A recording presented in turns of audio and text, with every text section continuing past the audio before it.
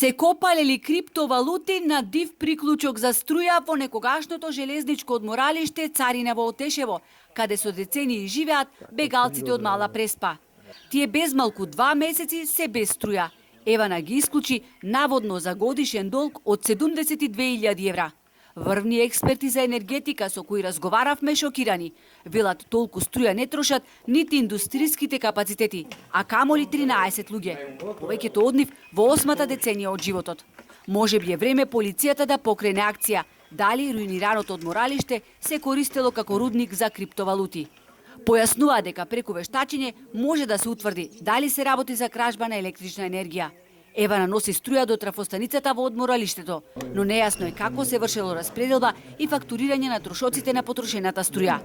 Она што е известно дека струјата, како што велат од Евана, е исклучена поради неплатени сметки и оти трафостаницата на имотот во одморалиштето не е нивна, нити на акционерското друштво за изграда и стопанисување со станбен и деловен простор, кој од 2006 до 2022 ги подмирувало сметките за струја. Но од 7.9.2022 повеќе немале обврска да им ги сервисираат трошоците.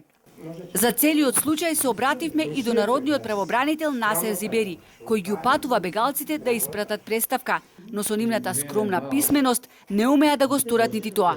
Бидејќи немаат струја, нити да сготват нешто, пеш одат до соседното стење, за да купат леп. Дрвата не ни стигнуваат нити за грење, а камоли за готвење.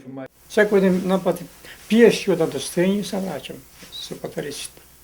Пиеш вода, верви. Душата ми излезе.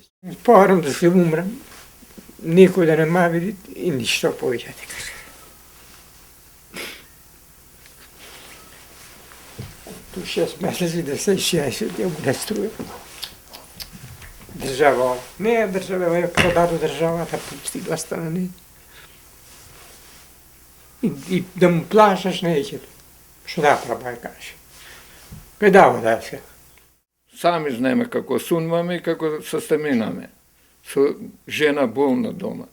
Бегалците тврдат дека самите побарале да им бидат поставени броила, иако немаат право на собственост врз објектите, бидејќи кога дошле во 1991 никој не им дал никаков документ, не поседуваат никаков лист хартија на кој начин е регулиран нивниот престој таму. Во Агенцијата за катастар на недвижности 9 објекти во одморалиштето не постојат целосно.